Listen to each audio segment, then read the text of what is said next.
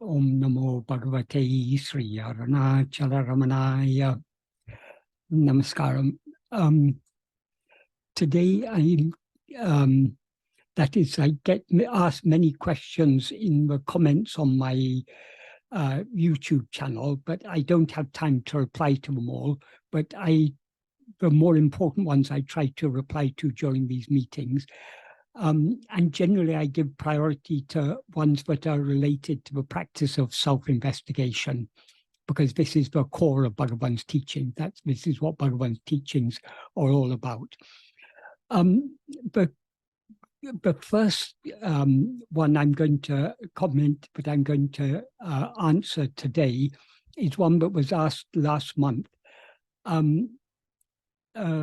What someone wrote in one of the comments was, the description of Ramana's death experience at age 16 years is said to have taken about 20 minutes, in which his body actually died. I have not heard this interpretation before, but as Michael James is an authority and went from the Tamil, I would have to assume he is correct. I would like to inquire as to how he arrived at this interpretation, however, if possible. My reading of the English version is that he only pretended to be dying, not in any way that he actually physically died. Also, some seem to think that this is over in a matter of a few seconds, not 20 minutes. I would like to know if it was a flash of understanding in seconds or if it required 20 minutes or so of self-investigation, and how this was arrived at, if possible. That is the question. The answer is 20 minutes relates to his body. What happened? So we need to distinguish what happened internally and what happened externally. Internally, when the fear of death came to him, his attention spontaneously turned within, and in a split second, he merged back into his source, because he means the ego that was aware of itself as I am Venkataraman, when confronted with that fear of death, because it was a highly mature soul, turned its attention back within towards itself to find out what is it that is dying. Yeah, the body is dying, but will I also die with the body? And because of the keenness and intensity of self-attentiveness, he's merged back into the source from which he had risen. That he means the ego. Ego merged back into the source from which it had risen, and that was the end of it. That was not even a few seconds. It was not even a second. It happened instantaneously. Because of the intensity with which he turned his attention within, as Bhagavan explained on many occasions, if you control the breath, that's a means to restrain the mind. And likewise, if you control the mind, that's a means to restrain the breath. So when he turned his attention inwards with such intensity, that automatically stopped not only the mind, but also the prana. So his body became lifeless and was lying lifeless for 20 minutes until suddenly life came back to the body. That is by divine grace, because that body had a mission to be the Sadguru, or to be the vehicle for the Sadguru. But obviously, the body is not the Sadguru. Bhagavan always made it clear. Guru is that which is shining in the heart of each one of us as our own being, I am. But our own being, our own real nature, appears outwardly in the form of Guru in order to tell us to turn within. So Bhagavan is not the form that he seems to be. He's not the person that he seems to be, but that person is the form in which he appeared in order to teach us to turn within, to find the real form of Guru, which is ever shining in our heart. That is the real form of Guru. The Swarupa of Guru is Atma Swarupa, our own real nature, the real nature of ourselves. So what happened internally happened instantaneously. The effect it had on the body lasted 20 minutes. So there's no conflict between these two. It doesn't mean that he was doing self-investigation for 20 minutes. No, that happened in an instant. But body happened to be lying lifeless for about 20 minutes until the life suddenly came back. This is not just an interpretation. This is what I have heard from several old devotees. One thing I heard from Sadhu Om is in the later years of Bhagavan's life, in the last few years of Bhagavan's life, he often took opportunities to point out things that have been written in the biographies but were not correct. For instance, one day when Sadhu Om was present, Bhagavan said, though it is that is in Self-Realization, the biography by B.V. Narasimha Swami, and the Ramana Vijayam, which is a Tamil biography based on self-realization, and in later biographies also, they write about Bhagavan's so-called second death experience. That is that was about 16 years after this death experience that happened in Madurai. So when he was about 32 years old, he and Parani Swami had one day gone to Durga Pachamankoil on the northeast corner of the hill, and they had gone there for they'd had an oil bath and bathed in the tank there. And while they were returning, as they were passing the tortoise rock, Bhagavan leaned against the tortoise rock, half sat on the tortoise rock, and his body suddenly became lifeless and started turning pale. And Parani Swami was, of course, very much perturbed by this. So he embraced Bhagavan's lifeless body and he was weeping. And after about 15, 20 minutes, suddenly the life came back to Bhagavan's body. And Bhagavan said, let's proceed. So this is an incident that actually happened. It was reported by Parani Swami, but it was a well-known incident. I mean, after that, many people knew about this. So it was written in the biographies. But in the biographies, they referred to this as Bhagavan's second death experience. So one day, when there was talk about this in the hall, Bhagavan said, though it is said to be the second death experience, it was not actually the second death experience, it was the last one. And then he said, after the first day that this happened, but that day when in Madurai, when that fear of death came to him and his body became lifeless for about 20 minutes, his body spontaneously becoming lifeless happened on several occasions. Bhagavan didn't specify how many occasions, but it happened quite frequently between that first death experience and the last one on Ameparai, on the tortoise rock. It happened many times between that, but it just so happened that the only time it was noticed by anyone was that last time when Parani Swami noticed it. So this is something that I heard from Sadhu Om. Once when Sadhu Om and I and one or two other friends were with Swami Nathanananda, and we were talking about these things, and I mentioned that what Sadhu Om had told me, but in the later years of his life, Bhagavan, not only this incident, but many incidents were incorrectly recorded in biographies. Bhagavan took opportunities now and then to point out the inaccuracies. And Nathanananda's comment on that is, yes, that is true. Bhagavan did do so, but it is not that he never mentioned these things before. He said, those of us who were close to Bhagavan, he said, for example, I knew from the very early days, Nathanananda, I think, had first come to Bhagavan in 1918, when Bhagavan was still in Skandashram. So Nathanananda said, I knew from very early days when I came to Bhagavan that but this thing that he had up to the time when this Ameparai incident happened, it had happened to Bhagavan many times that his body had become lifeless, just as it had become lifeless on that first day. And then I told, I said to Swaminathananda, but in the English books, nobody, they just say Bhagavan enacted as if the body was dead.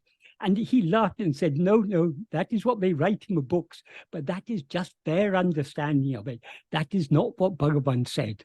All Bhagavan said is, when that fear of death came, he lay down, stretching out his limbs, so his body was, to all appearance, it was like a corpse. He didn't do it to enact death. What happened actually was his attention turned within, and it spontaneously merged back in its source because of the intensity with which it turned within. And I said, but it's not mentioned that the body actually died at that time.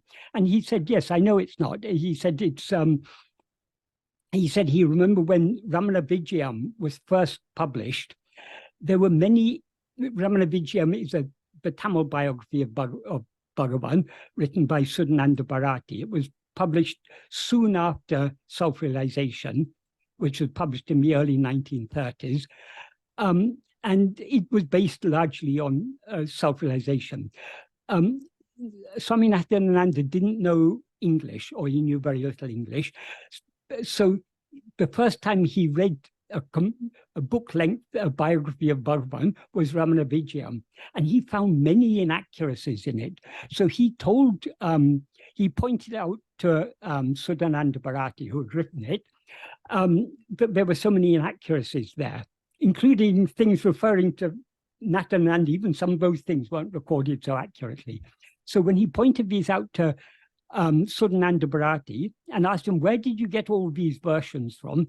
Sudhananda Bharati said, I based it on self-realization. And then when Nathananda said, but many of these are not correct details, he said, no, Bhagavan himself has read the proof of this book, so it must be correct. How can you say it's wrong?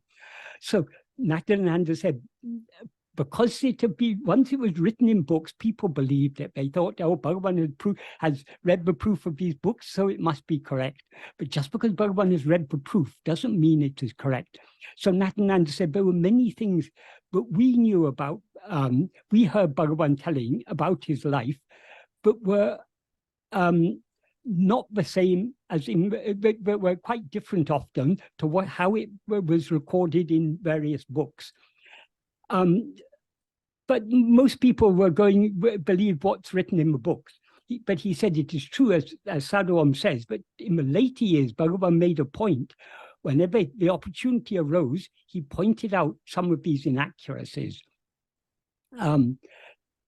So I heard the fact that Bhagavan's body became lifeless at that time, that is something I heard both from Sadhuam and Nathananda, both of whom heard it from Bhagavan. I also heard it from Kunju Swami and probably from a few other old devotees. So there's no doubt this is the case, though it isn't written in the book. So just because something is written in the books doesn't mean it is correct. Just because something is not written in the books doesn't mean it is not correct. There's a whole oral tradition, which is often, the books are often not consistent with the oral tradition. And in many cases, the oral tradition is more reliable because it was people like Nathananda, Kunju Swami, and so on, who had lived many years with Bhagavan. Regarding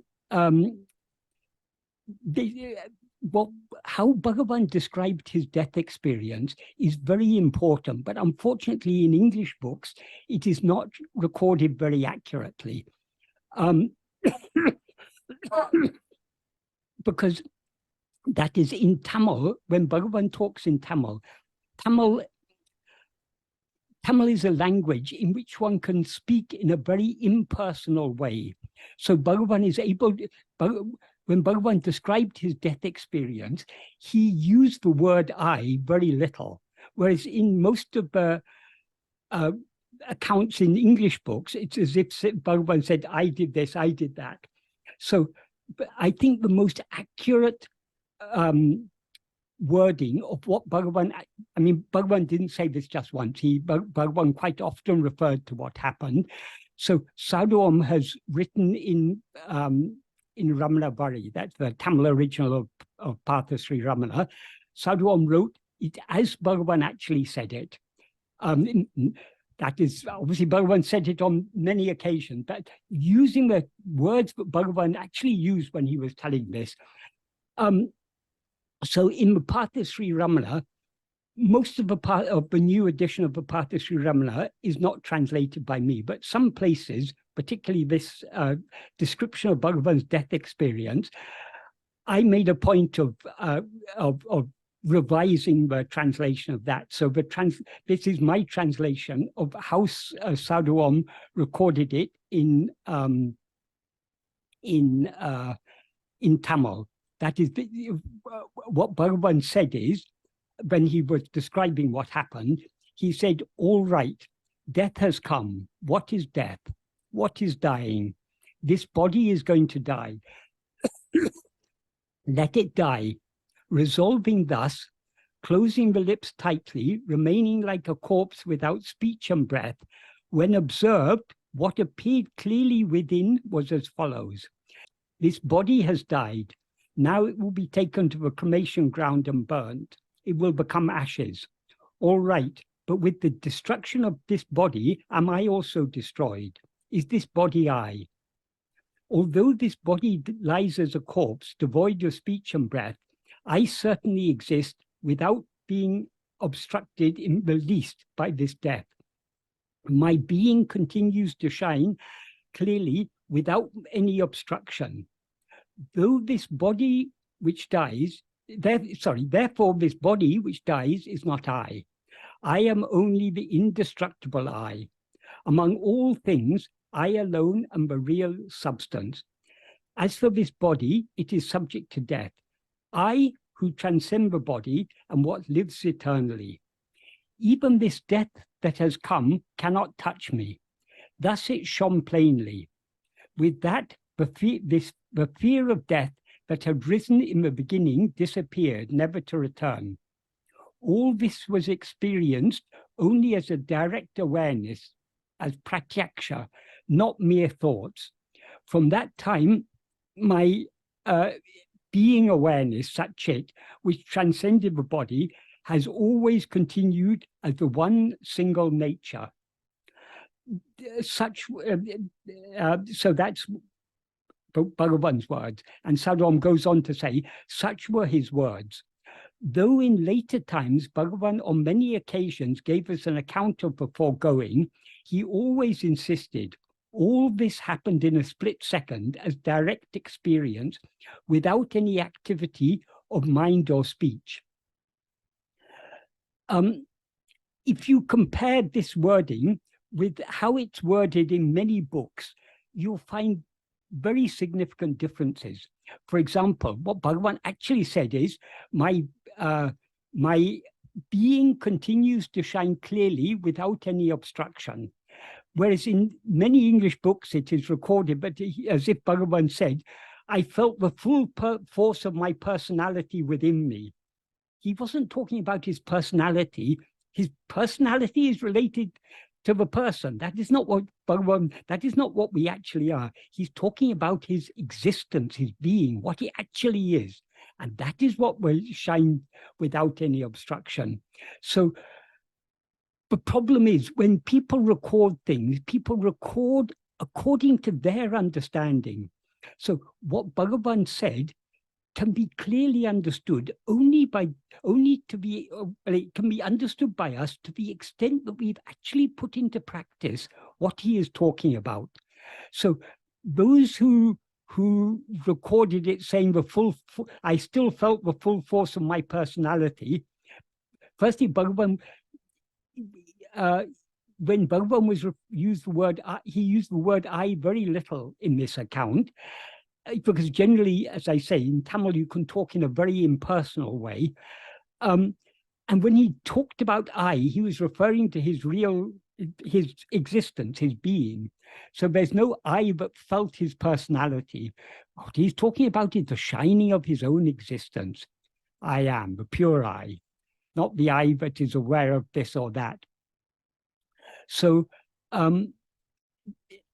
it's very important that it's unfortunate that it hasn't been recorded more accurately in most of the books, because why Bhagavan narrated it in this way was in order help us to understand what is the nature of self-investigation, how self-investigation is nothing but turning our attention deep within. So this is what Bhagavan is describing here, the turning of his attention within. And when our attention turns within, if it turns within deeply enough, ego is thereby destroyed, and what remains shining is Sat-Chit, our own existence, our own being, pure being, pure awareness is what shines as I am then. So I hope this helps to answer that question. So we shouldn't confuse what happened internally with what happened externally. What happened internally is the attention was turned within, and the mind merged forever in its source, was swallowed by the light of pure awareness, which alone shone thereafter. What happened externally is related to the body. Because of the intensity with which his attention was turned within, the body became lifeless for about 20 minutes.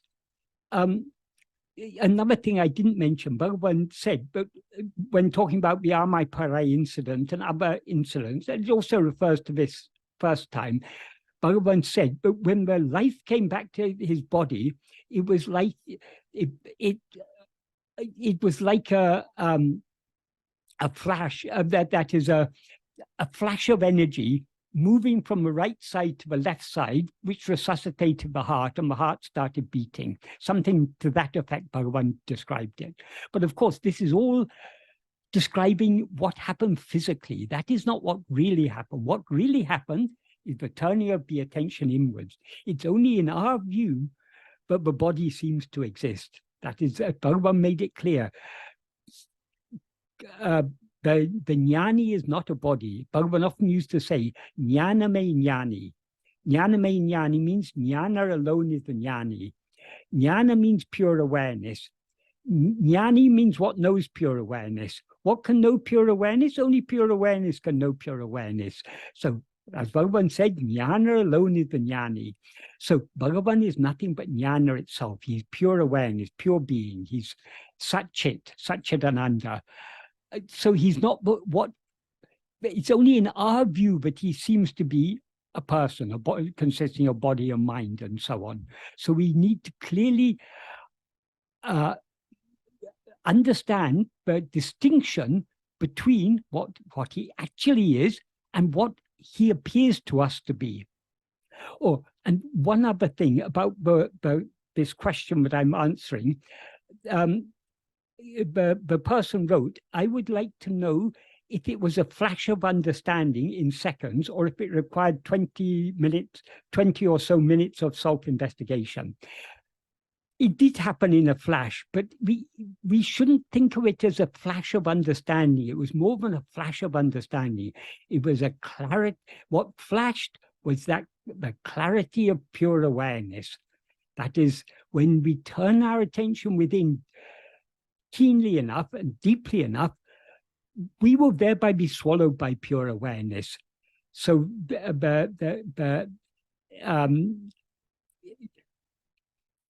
words can never describe it adequately, but to put it in words, the best we can say, it's like a flash of pure awareness, or being swallowed by pure awareness. As Bhagavan says in verse 21 of Uladu Napadu, he ends by saying, Unadal Khan, becoming food is seeing. That is, we can know pure awareness only when we are swallowed by pure awareness. And pure awareness obviously is what we actually are, but we can know what we actually are only by being what we actually are. As he says in verse 26 of Upadeshundya, Tanai iritale tanai aridalam. Being oneself alone is knowing oneself, because we can never know ourselves as an object. There are not two eyes, one eye to know another eye. We can know ourselves only by being ourselves, because what we actually are is pure awareness. And awareness obviously always knows itself. The difference between pure awareness and the impure awareness we call ego or mind is pure awareness is not aware of anything other than itself. Whereas the nature of ego or mind is an awareness, but is aware of other things. So as ego or mind, we always seem to know, we know the semi-existence of other things. As pure awareness, we know nothing but the real existence of ourself alone. So I hope this adequately answers that question.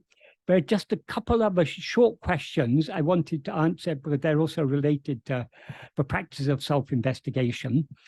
One person last month wrote a comment saying, when you don't attend to anything, are you attending to the self? No, we don't attend. That is, we need to attend to ourselves, not just cease attending to other things. If we cease attending to other things, the result will be sleep or some other state of manolaya. This is what the yogis are seeking to achieve. As Patanjali says in the second sutra of his Yoga Sutra, yoga's chitta vritti nirodha. So the aim of that means yoga is the restraint or the curbing or the stopping of chitta vrittis, of mental activity, of thoughts. But merely stopping thinking, in other words, what thinking is attending to things other than ourselves. Merely stopping thinking will result only in a state of manolaya, as Bhagavan clarified. In order to achieve manonasa, manolaya is a temporary dissolution of mind, like sleep. But our aim is not manolaya, our aim is manonasa.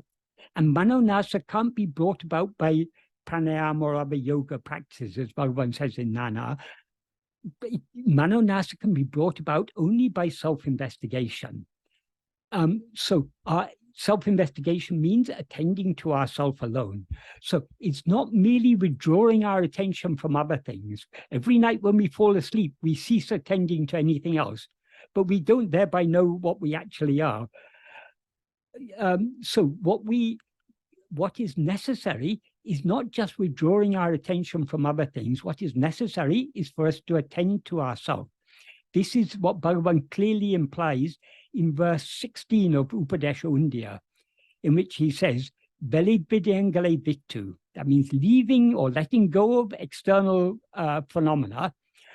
Manam tan oli uru odale undipara, unme unicham undipara. That means the mind knowing its own form of light is alone real awareness. So leaving external phenomena, this is an adverbial clause. That is referring to ceasing to attend to other things. Obviously, in order to attend exclusively to ourselves, we need to cease attending to other things. But we need not, as Bhagavan made it clear, we need not make any special effort to stop attending to other things. Or the only effort we need to make is the effort to attend to ourselves. To the extent to which we attend to ourselves, our attention will thereby be withdrawn from all other things. So we leave external phenomena by knowing our own form of light. Knowing our own form of light, mind knowing its own form of light, means the attention turning within to know the light of pure awareness that is ever shining as I am, which is the reality of mind or ego. So the main clause of this sentence is Manam tan oli uru odale unme unichiam. That means the mind knowing its own form of light is alone real awareness. The mind knowing its own form of light is the subject of the sentence. So that's the main point Bhagavan is emphasizing. Leaving external phenomena is just an adverbial clause, because obviously in order to focus our attention exclusively on ourselves, well, focusing our attention exclusively on ourselves automatically results in our withdrawing our attention from all other things. So the main point is not merely withdrawing our attention from other things. We do that every night when we fall asleep. There's no big achievement. What is necessary is to attend only to ourselves. this type of question that people often ask is because they don't really understand what is meant by self-attentiveness. And the reason many people find it difficult to understand what is meant by self-attentiveness is because we are so used to attending to objects. When we're asked to attend to something, we're looking for some object to attend to. Obviously, we are not an object.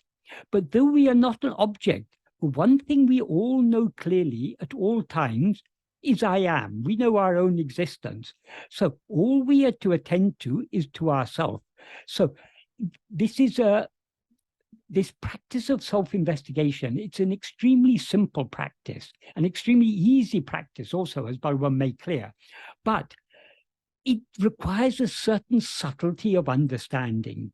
We need to, because it's a subtle practice, we need to have a subtle understanding. So we need to think carefully about what Bhagavan, we need to pay close attention to what Bhagavan says in his own original writings. And we need to think carefully about it to make sense of it, to understand it. Then it will be clear to us what he means by fixing our mind on ourselves, fixing our attention on ourselves. And that alone is the practice of self-investigation. So it's not merely a matter of withdrawing our attention from other things. What is most important, what is essential, obviously withdrawing our attention from other things is necessary, but it's not sufficient. What is necessary and sufficient is attending to ourselves. Because if we attend to ourselves, we don't need to bother about withdrawing our attention from other things, because to the extent to which we attend to ourselves, our attention will automatically be withdrawn from other things. So this is why Bhagavan often said, for example, in the 6th paragraph of Nana, he says, however many thoughts arise, so what? In other words, we shouldn't be worried about thoughts. Whatever thoughts appear, to whom does it appear? We should not be interested in thoughts. We should be interested in the one to whom the thoughts appear, namely ourselves. So we are not to try and stop thinking. All we need to do is to attend to ourselves. If our attention is diverted away from ourselves, that is thinking. So whenever we notice that we're attending to other things, that we're thinking about other things, we just have to draw our attention back to ourselves. So we're not trying to fight thoughts. We're not trying to stop thoughts. We're trying just to attend to ourselves. Thoughts will stop automatically if we attend to ourselves. But if we try to stop the thoughts, then it's, as Bhagavan said, it's one thought trying to stop another thought. It's not going to work. So what is essential, the practice Bhagavan has taught us is not stopping thoughts. The practice he has taught us is attending to ourselves. The stopping of thoughts is a byproduct. It will happen automatically to the extent to which we attend to ourselves. And then one other question I was also asked at the beginning of about a week ago, someone wrote this. When you look within, where do you look? Again, this is the sort of question people ask when they haven't thought deeply about what Bhagavan means. Obviously, when we talk about looking within, that can mean different things in different contexts. For example, the term introspection literally means looking inside. But what most people take introspection to mean is paying attention to your thoughts and feelings and emotions and whatever's going on within the mind. That is not what Bhagavan is talking about. When Bhagavan says look within, he's talking about looking within in a much deeper sense. That is everything, as he says in verse 16, he refers to Vishayas as Veli Vidya. The Tamil word Vidyam is a Tamil form of the Sanskrit word Vishaya. Vishaya means objects or phenomena. Bhagavan in verse 16 refers to them as Veli Vishayangal, because all phenomena are external. But that includes not only, what he means by external phenomena is not only the physical objects of the world, everything within the mind, all phenomena of all kinds are external. They're extraneous to ourselves, they're objects. Whereas what we are trying to know is the reality of the subject. So thoughts, feelings, emotions, these attending to thoughts, feelings, emotions is looking outwards, because these are external to ourselves. What is internal, what is inside, in the deepest sense, is only ourself. So when Bhagavan talks about looking within, what he means by looking within is attending to ourself.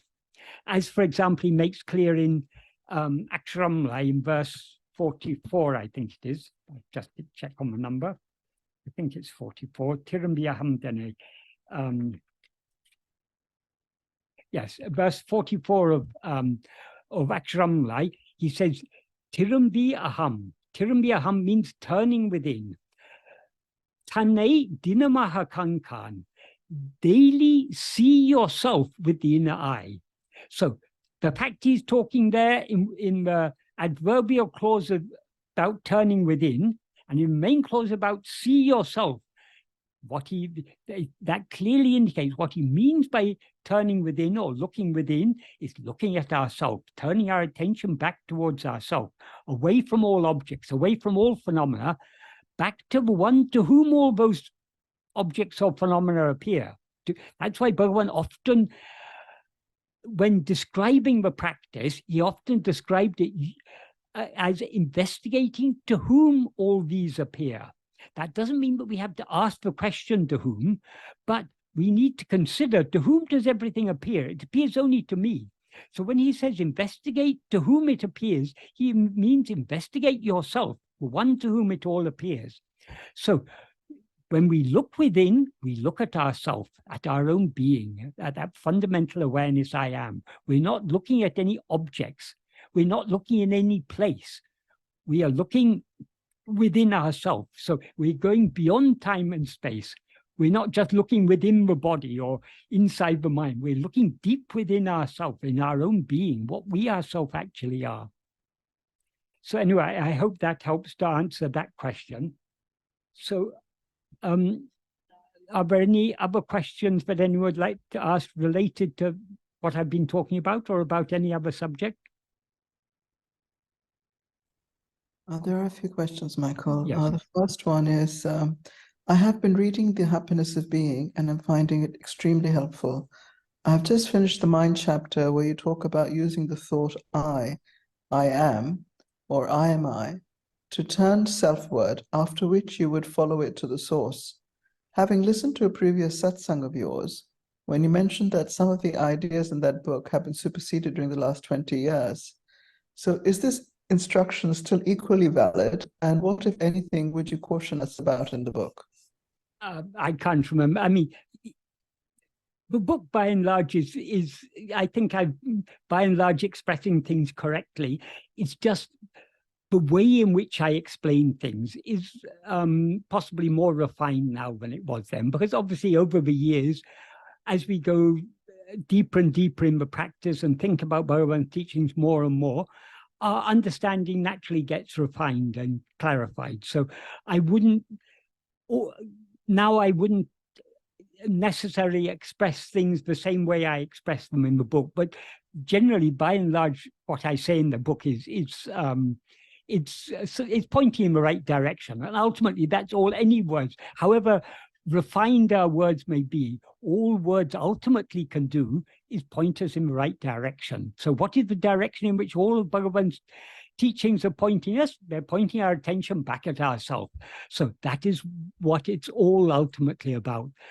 So in that respect, that book it's fine. It may not be as refined as how I would express it now, but by and large, it's accurate. Regarding the thought I, we need to, I can't remember how I expressed it in the book, but there are two things we need to understand about this.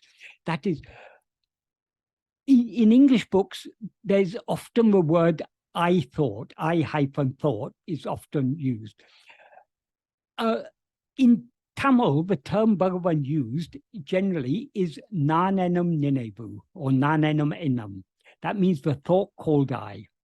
The Sanskrit equivalent of that is ahambriti, which means I thought. What Bhagavan means by the thought called I, or the I thought, is ego.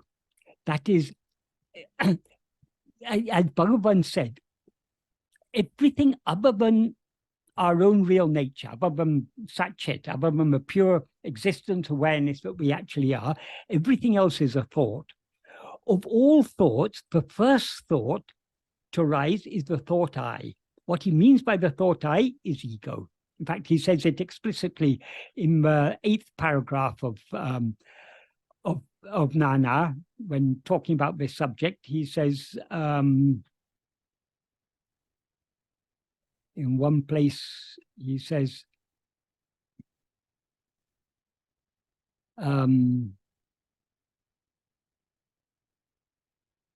Manatikum prananukum pirapidum andre. The birthplace of the mind and of prana is one. And then he goes on to say, Nineve manatin sarupam. Thought alone is the nature of the mind. Nanenum Nineve manatin mudal Ninevu. The thought called I alone is the first thought of the mind. Aduve ahankaram. That alone is ego. So ego is nothing but this first thought I. Or as he often described it, the thought I am this body. What he means by the thought I am this body is the false awareness I am this body. That is, as ego, we are always aware of ourselves as a body. So Bhagavan often said, ego is nothing but the thought of a false awareness, I am this body. So when Bhagavan's talking about the thought I in that context, he's talking about ego. However, in the 5th paragraph of Nana, he gives us a nice clue. This is a particularly useful clue for people at the early stages of practice, when people often find it difficult to understand what it means to attend to ourselves, which is why people ask questions like, if you don't attend to anything, are you attending to yourself? No, obviously not. But because these questions arise because people find it difficult to understand what it means just to attend to oneself. It's actually very clear and very simple. We all clearly know I. So attending to I is very simple, but because of the strong outward-going tendency of the mind, it seems something very elusive for many people. So for such people, Bhagavan gave a nice clue. What he said in Tamil is, Nanan endru karati kondirundalum kuda avidiku aviditil kondu poi vitu vidum.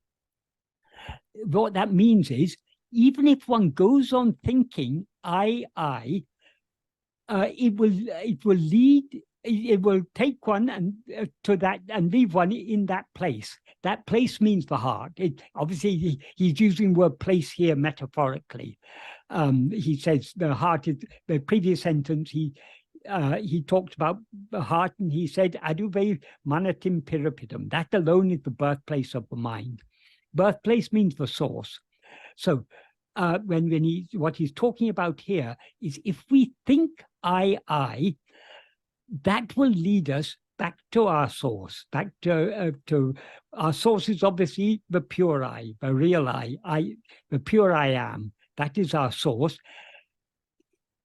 Why he gave this clue is for people who find it difficult to attend to, who find it difficult to understand what it is to attend to I. He said, just go on thinking I. For example, I think it's recorded in Day by Day, if I remember correctly. There was a family who used to come from Kanpur, the Khanna family. And one day, Mrs. Khanna asked Bhagavan, she told Bhagavan, I'm a busy housewife, I've got a large family, a lot of people to take care of. There's no time for me to do any meditation. What should I do? And Bhagavan said, whatever you are doing, go on thinking I. That's a very nice clue, because whatever word we say, every word in the language, if we know a language, every word in that language refers to something. So if we say apple, when we hear the word apple, it brings a certain object to our mind. If we hear a word table, it brings a certain object to our mind. If we hear a word road or tree or sea or whatever it is, whatever word is said, or a verb, even running, it brings a certain action to our mind. So every word, when we hear the word, it brings to our mind what that word refers to. So if we think I, it will bring to our mind what that word I refers to. What does the word I refer to? It refers only to ourselves. So this is an aid to help people to turn their attention back towards themselves and fix their attention on themselves. Bhagavan also said, but of all the names of God, the first and foremost name of God is either I or I am or am. That is the first person pronoun. That is the first name of God. So of all the names of God, generally when people do japa, they, on the path of bhakti, they do japa of the name of God. Well, according to Bhagavan, the first and foremost name of God is I, because God is what is shining in the heart of each one of us as I. So by thinking I, that's not just thinking of the word. We should also be thinking of what the word refers to. For example, if we think apple, apple, apple, we're not just thinking of the word apple, we're thinking of what the word apple refers to. It's a certain fruit. So likewise, we should be thinking I, and Bhagavan doesn't specify it here, but sometimes he clarifies. When you think I, you should think of what I refers to, namely yourself. So this is a very useful clue for those who at first find it difficult to grasp what it is to attend just to I. Obviously, when Bhagavan says attend to I, he's not asking us just to attend to the word I. He's asking us to attend to what the word I refers to. When he says here, even if one goes on thinking I, he obviously means thinking the word, but we're thinking the word I in order to help us to fix our attention on what the word I refers to, namely ourselves. However, this is useful as a preliminary practice, but if we want to go deeper in this practice, sooner or later we have to leave behind all words, which is why in Ulladu Napadu, in verse, I can't remember,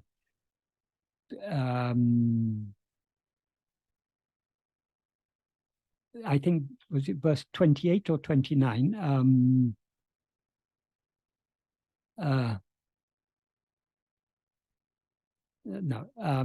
Verse 29, he says, he begins by saying, Nanendru vayal nabiladu, not saying I by mouth. Though he specifies here by mouth, the word vai means mouth, it also means speech. So it can also imply not only physically saying I, but also by our mental speech. In other words, we shouldn't be without uttering the word I at all.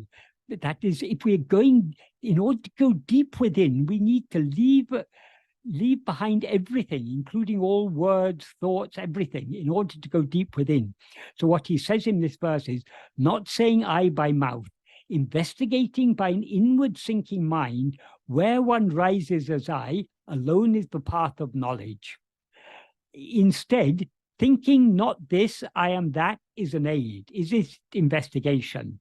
What he implies by that is, thinking I am not this, meaning I'm not this body, I'm not this mind, and so on, neti. I am that, I am Brahman.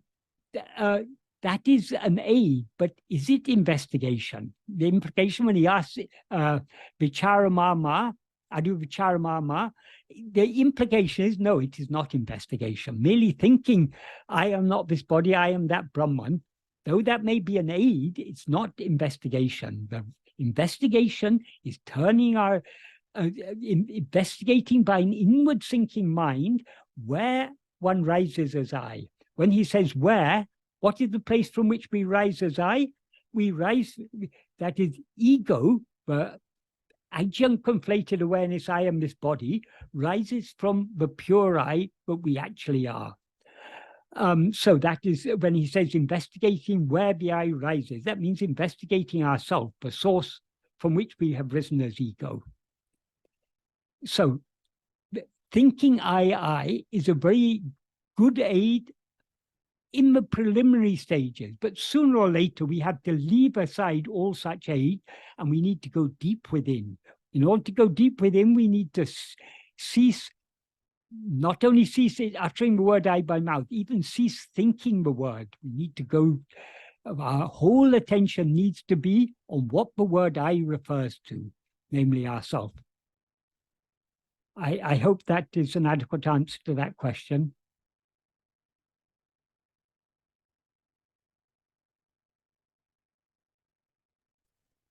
I think you had a question, Kiran.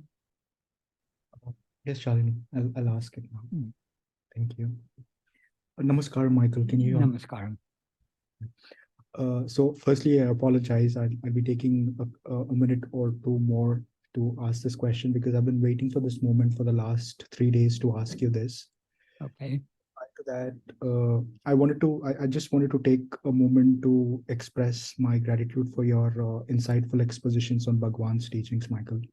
I've been attending these meetings for the past 4 years now, regularly, and your explanations have been invaluable to me. While I do understand that Bhagavan deserves all the appreciation, Yes. I wanted to take a moment to personally thank you. So in my daily routine, apart from my office work, I spend a significant amount of time listening to your YouTube video. Most importantly, as it is important, I try as much as it lies in my capacity to practice self-attention.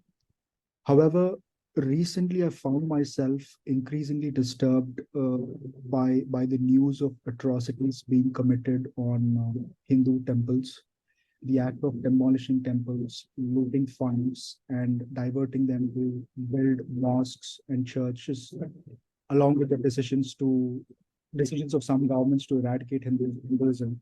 These have been deeply troubling, right? Until a few days, I managed to convince myself that Arunachala would take care of everything, and my primary duty should be to attend to myself and get out of all of this mess. Because if the beginning of Kali Yuga is like this, then I can't imagine how it would be 1,000 years from now, right? So better to do what Bhagavan has asked to do and get out of this mess once and for all. This was the attitude I used to have. However, the challenge came in 3 days ago when I learned that the DMK government, this is the ruling government in Tiruvannamalai, they have decided to use the temple funds of Arunachaleshwara to build a shopping mall on the temple property itself. So if you know the Raja Gopuram, the space next to that, Yes. they took over that property and they're building a temple on that. They already started the construction. In this situation, I find it extremely difficult to remain indifferent. Though I understand that all this is happening because I rose as ego, and if I disappear, all this will go along with me. But it is challenging to accept that such actions are being taken against one's guru, Arunachaleshwara. The fact that there are people who have the heart to do this and not care is something, and I can't do anything about it, is unbearable. I'm torn between following Bhagwan's guidance to follow self-attention, focus on self-attention, and come out of this altogether for once, and at the same time, the urge to take action against these injustices. As a regular person leading an ordinary life, I feel even if I want to do anything, what can I do? Right? I'm grappling with this question of why Bhagwan allows such things to happen. Again, your perspective on this will actually help a lot, Michael. Thank you. In Nana, in the 15th paragraph, Bhagavan says, Prapanja Vishayangalil Adikamai Manate Vidakudadu.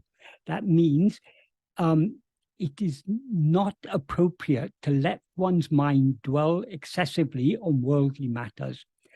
That is, so many injustices are happening in the world, not only in India. I mean, there are countries where there are wars, where hospitals are being bombed, where children are dying, where terrible, terrible atrocities are being committed by both sides, and innocent people on both sides are suffering. This is just the nature of the world. During Bhagavan's lifetime, 2 great world wars happened. The First World War was mainly confined to Europe, but the Second World War, it was spread Europe, Asia, throughout. I mean, it was really a world war. It was happening all over the place. So Bhagavan sat through all that unperturbed, because whatever, as Bhagavan often used to say, Avanaralal Andri or Anuvamasayadu. That means, except by his grace, not even an atom can move. Whatever is happening in our life is happening in accordance with prarabdha. Prarabdha is the fruit of our past actions, but not just any random fruit of our past action. We have done so many actions in the past whose fruit we are yet to experience, we haven't yet experienced. Hopefully we never will experience, if we are wise enough to get out of this trouble, out of this situation soon enough. But that means Bhagavan when Bhagavan allots our prarabdha, he has a huge selection of fruits of past actions, but he can allot to us. So whatever we experience in this lifetime is the fruit that Bhagavan has selected as being most conducive to turning our mind within. So perhaps these things are happening in order for you to strengthen your love to turn within. Because ultimately, Arunachala is not physical. Arunachala is what is shining in our heart as eye. Though he appears outwardly in the form of a hill, but Bhagavan, if you pay close attention to what Bhagavan writes in Arunachala Stuti Panchakam, for example, he said, be saved by thinking of this great hill that shines in the heart as the destroyer of the soul. In Arunachala Patikam, he says, I'll just get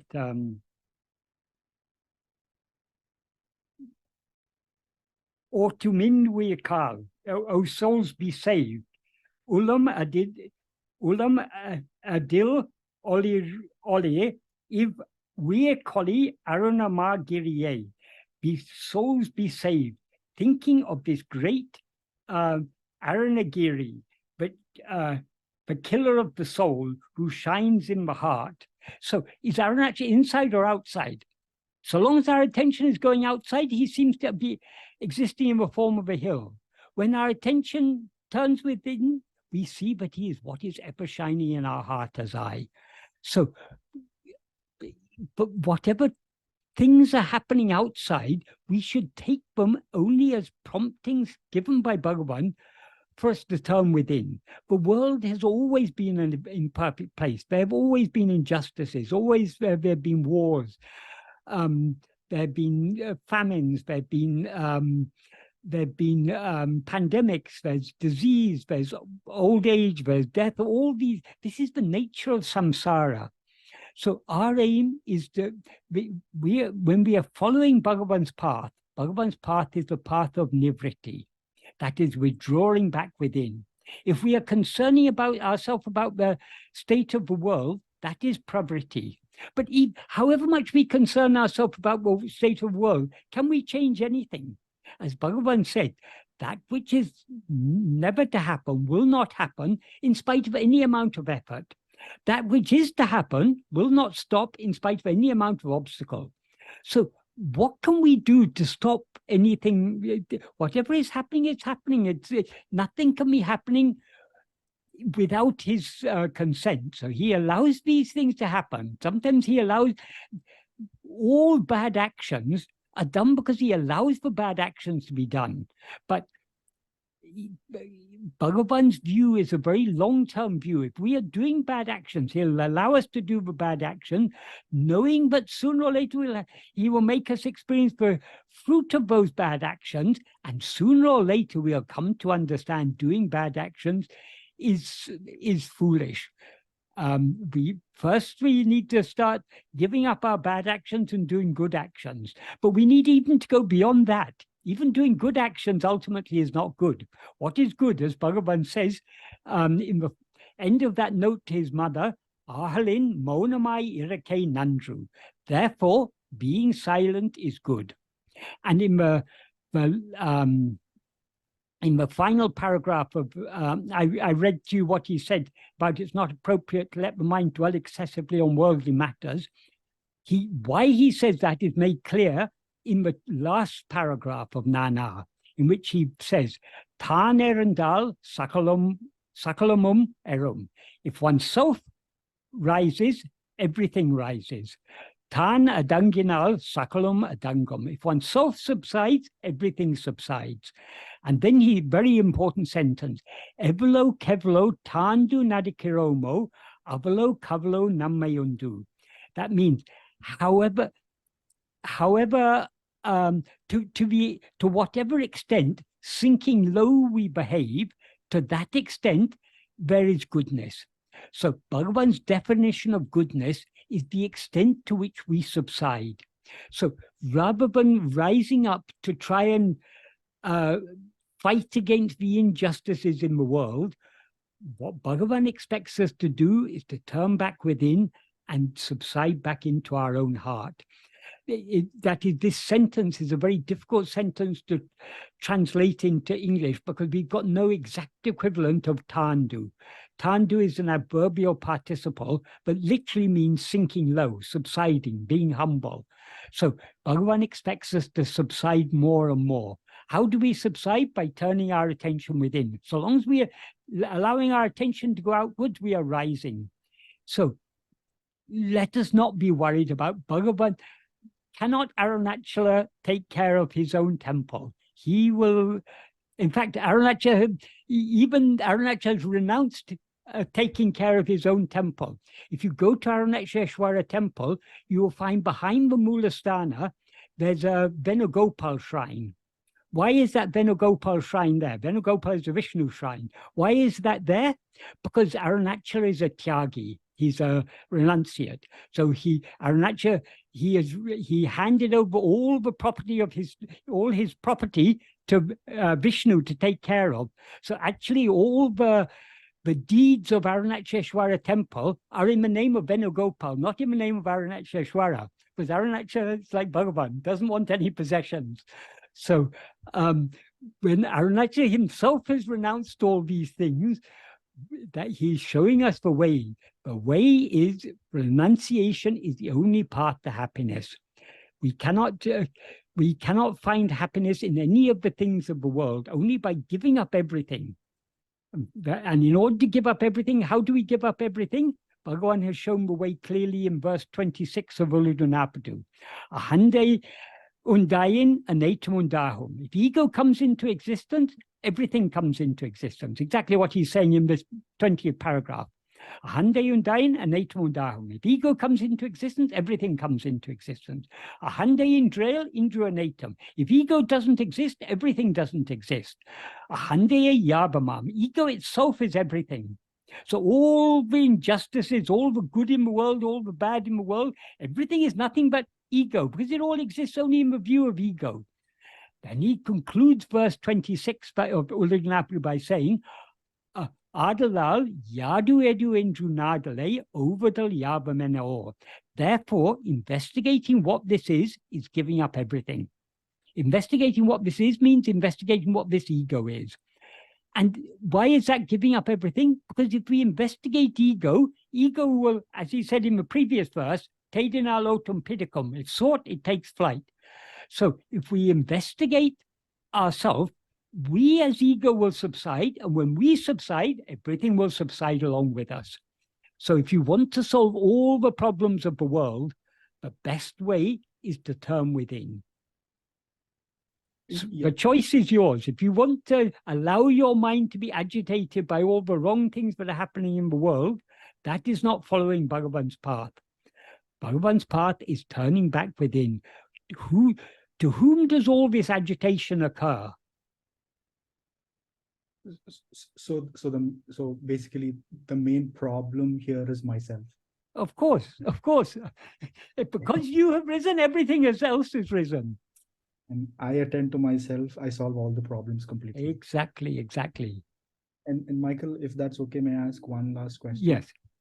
When like I spend most of my time, as much as it lies in my capacity, to attend to myself, right? Yes. And like when I used to listen to your talks in the past, you used to tell that it's very easy, but the reason why you find it difficult is because you don't want it in the first place. Yes. You don't want it actually, and We don't want it enough. we don't want it enough. And I find it so true, because sometimes when attending to myself, I come out of it and I can clearly see that I don't want to do it, right? Yes, yes, yes. It's not that I'm saying this, but I can actually see that I don't want to do it. I want to go to a movie. I want to go to talk to my friends. But Any diversion. and I come back, and after that again I feel that it's very difficult. I don't want to do this. Because as Bhagavan says, investigating what this ego is giving up everything. Until we are willing to give up everything, we will not be willing to investigate what this ego is. Yes, and I feel that I don't want to give up. That's what it comes Yes. in my experience when I attend to myself more and more. Yes, yes. And But it's that's just to the first thing we learn about ourselves when we investigate ourselves is we don't actually want to know what we actually are, because knowing what we actually are means giving up everything. We are not yet ready for that. But we need to persevere. We need to keep on trying, because the love to turn within and to merge back in our source will grow to the extent to which we persevere in this practice. That is why Bhagavan emphasized the need for practice so much. Practice is absolutely essential. There's no substitute for practice. There's no other way. We have to just keep on trying. Yeah. So whatever happens, just subside. Exactly. We can summarize all of Bhagavan's teachings in one word: subside. That's what his teachings are all about. And how do we subside? Only by holding on to our own being. Yep. Thank you so much, Michael. Thank you. Okay, you're welcome.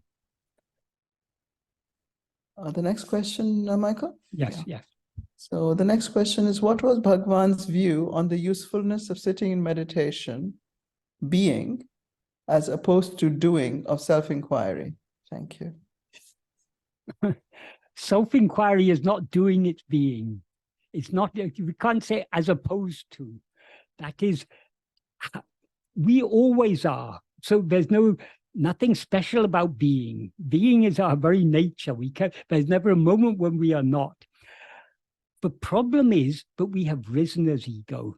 So what he means by summa irapadu, just being, is ceasing to rise as ego. As he says in Nana,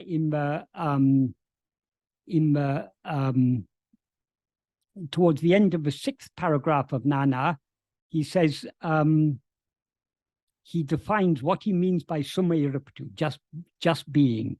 Summa irapadavadu manate atmasarupatil leka sevade. That means just being. What just being is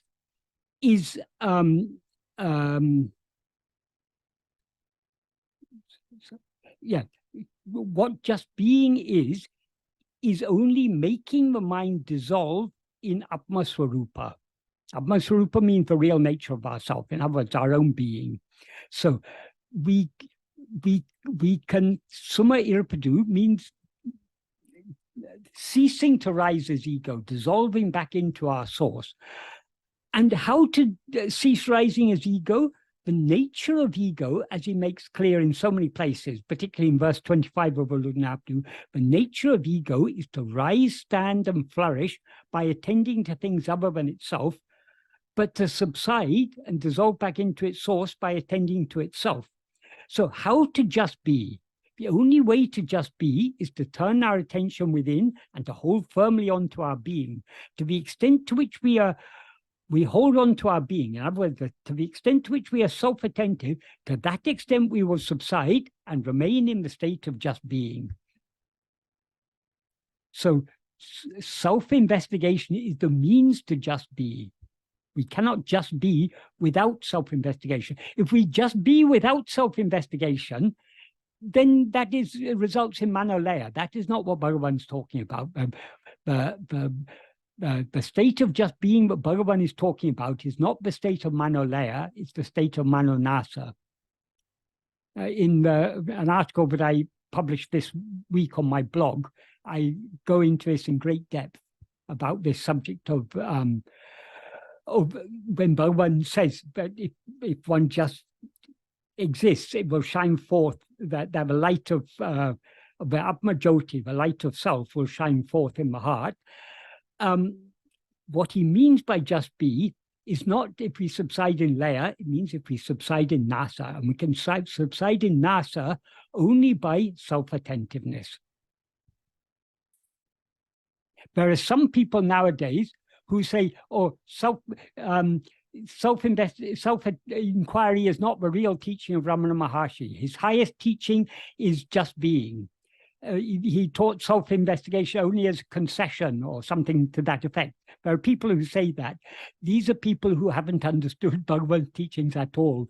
Because if they understood Bhagavan's teachings at all, they would know that the only way to just be, in the sense in which Bhagavan talks about just be, is to hold on to our own being. In other words, to be self-attentive.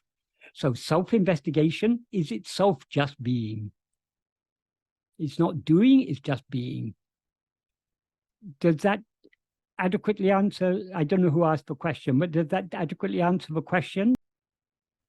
Yes, thank you. Okay. Thank you, Michael.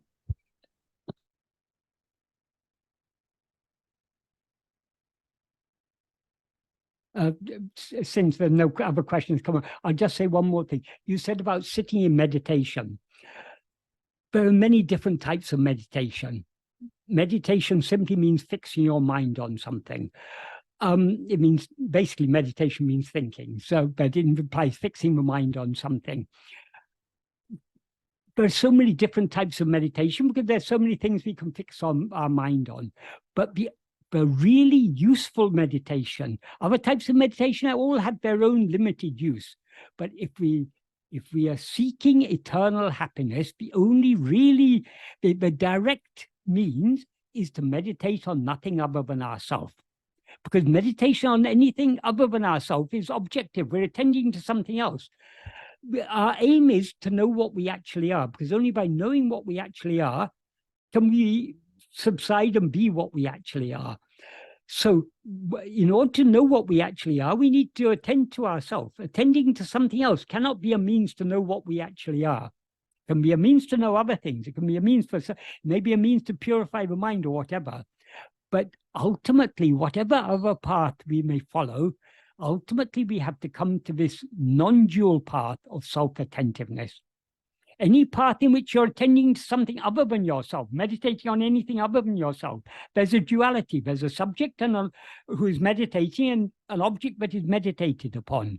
Whereas in self-attentiveness, there's no such duality, because what we're meditating upon is ourself alone.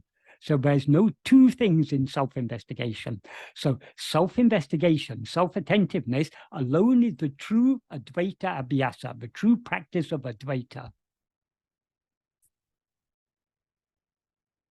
Because nowadays people use the word meditation without appreciating that there's no one thing called meditation. There's so many different types of meditation you can do, because there's so many different objects that you can meditate upon. But here, this is not meditation on any object. This is meditation on the subject, the knower of all objects. So this is the ultimate meditation. And it is not necessary to sit, because what is sitting is the body. What is to meditate is the mind. The mind is to go back within by attending to its own source, attending to its fundamental awareness, I am. Thank you. So the next one is, yeah, oh, it's a repeat. Okay, the one. Okay, the next one is, does God allow certain vasanas to rise up to the surface in order for our prarabdha to unfold at a given moment? Yes, in a sense, but ultimately, as Bhagavan said, whatever is seen outside is only from within. When Bhagavan explained the cinema analogy that he often used for how the world is projected, he said that in this analogy, the cinema reel, the film in the cinema reel, is analogous to the vasanas. So whatever we see outside is a projection of our own vasanas. So all that we experience is a projection of our own vasanas. So which vasanas are allowed to appear as the external world, that's controlled by Bhagavan, because that all comes under prarabdha. But we are free either to attend to that or to attend to ourselves. So ultimately, the freedom we have is the freedom to turn within. Instead of turning within, if we turn outwards, then we've got freedom whether to attend to A or to B or to C, or so which direction we allow our mind to go in when it's going outwards, we have freedom there. We don't have freedom to change what appears outside. That is, what is happening to us is entirely according to prarabdha. But where we allow our mind to go, what actions we allow our mind, speech, and body to do, that's in our under our control. If we are wise, we will direct our attention back within, hold on to self-attentiveness, and thereby not allow our mind to go outwards to after this or that. Then whatever happens externally is entirely according to prarabdha.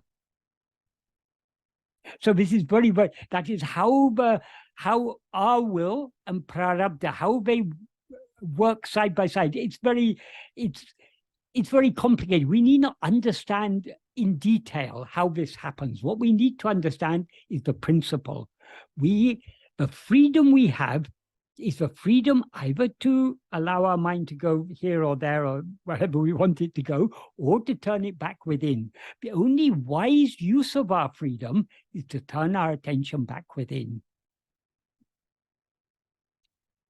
Of course, if we're allowing our attention to go outwards, there are some things for the better, some things for the worse. So rather than allowing our mind to go after very worldly things, so long as we're allowing our mind to go outwards, we should try to keep our mind dwelling on Bhagavan's teachings, which will encourage us to turn back within.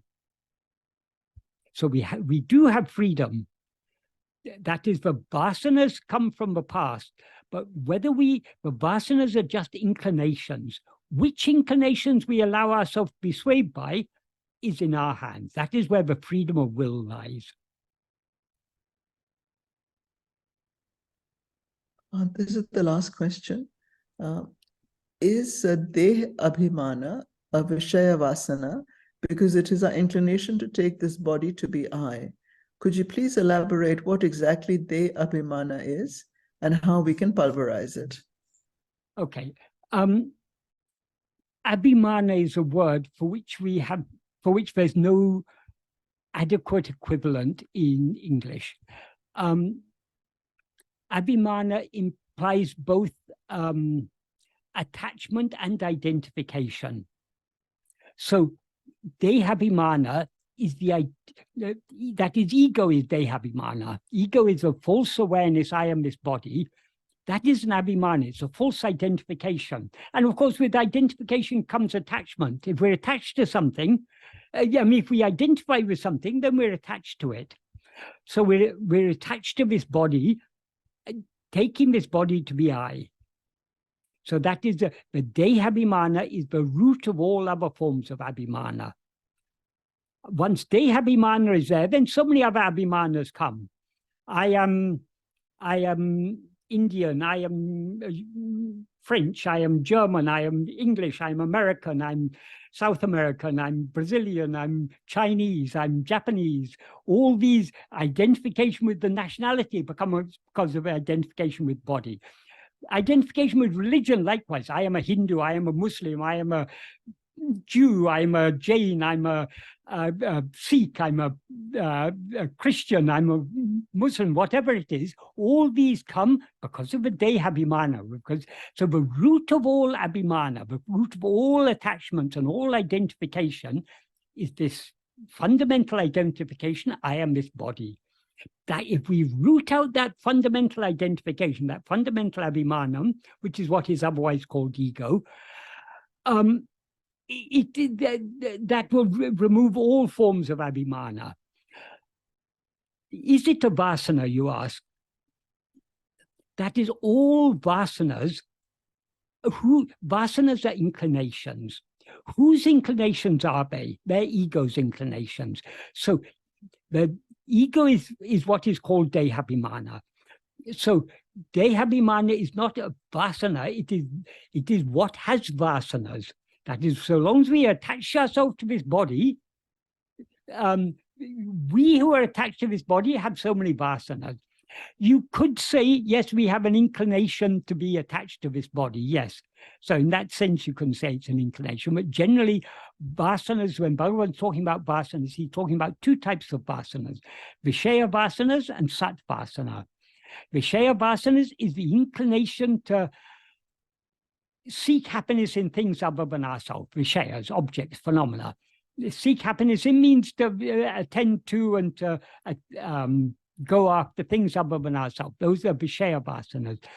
Satvasana is the inclination to seek happiness in and therefore to attend only to our own being. So we now, because of because for so long we have been accustomed to seeking happiness outside, we have relatively strong Vishaya vasanas, and our Satvasana is still not strong enough.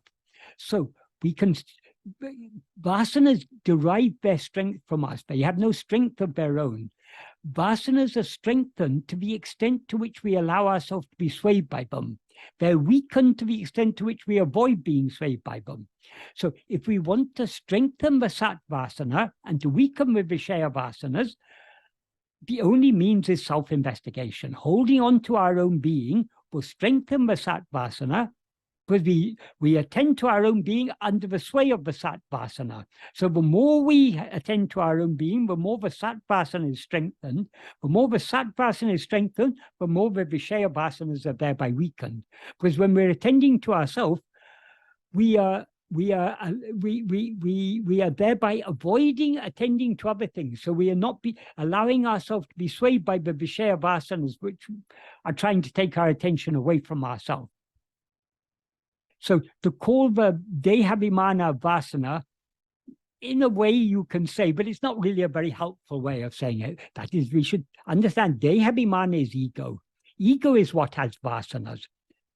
The only really useful vasana is the Satvasana, the vasana to go within. So long as we've got Vishaya vasanas, the Vishaya vasanas are classified as Subhavasanas and Asubhavasanas. Subhavasanas are the agreeable vasanas, Subhavasanas are the disagreeable vasanas. So obviously, so long as we've got Vishaya vasanas, it's better to have Subhavasanas than Asubhavasanas. But ultimately, we need to go beyond all Vishaya vasanas by cultivating this Satvasana, which we can do only by turning within more and more and more. Is that a clear answer to that question? I don't know who asked that question.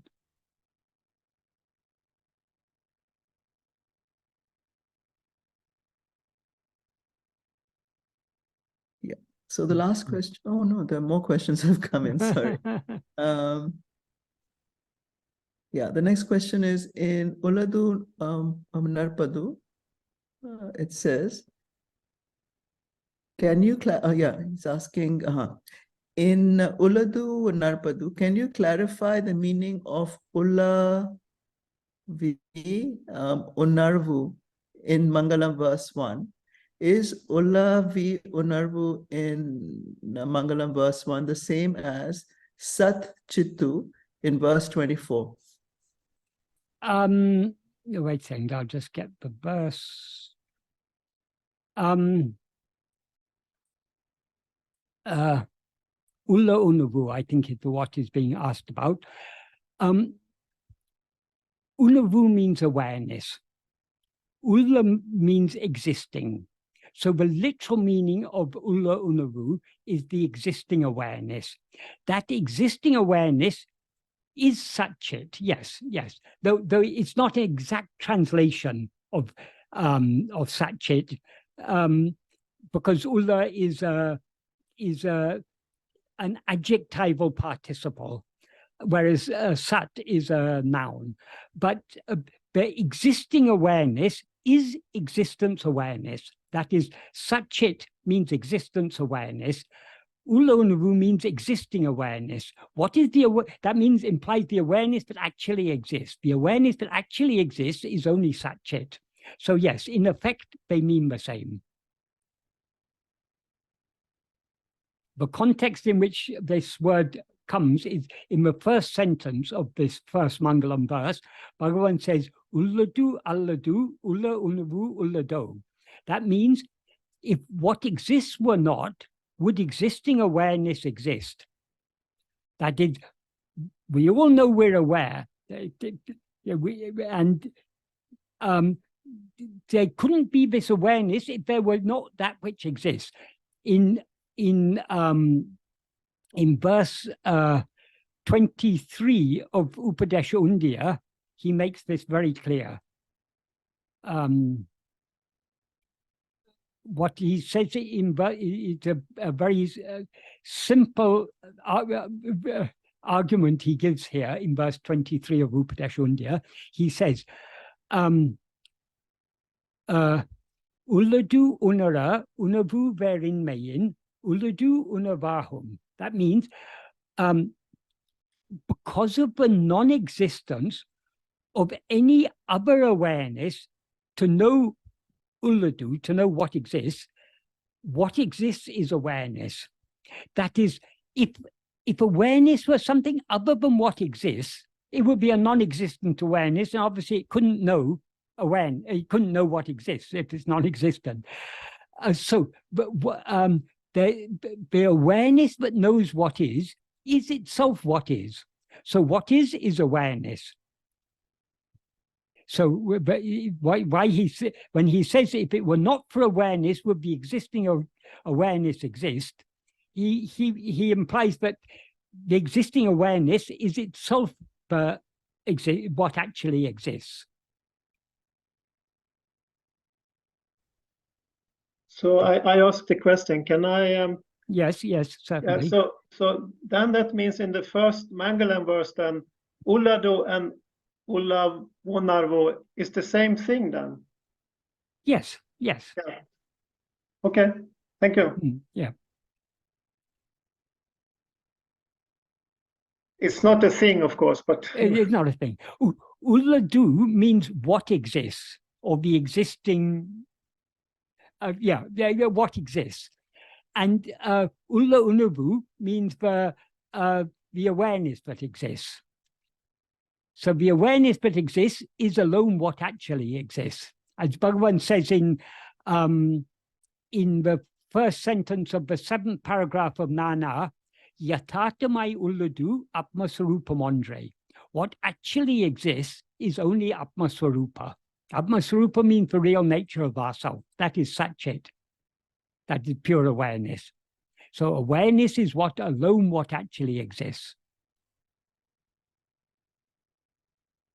When I read the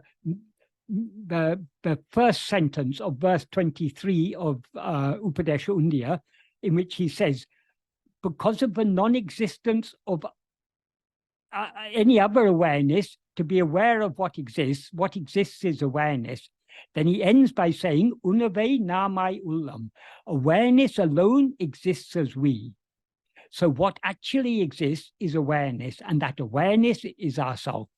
So in other words, we alone are what actually exists. Not we as this person, but we as the pure awareness that we actually are. Is that clear? yeah, thank you. Okay.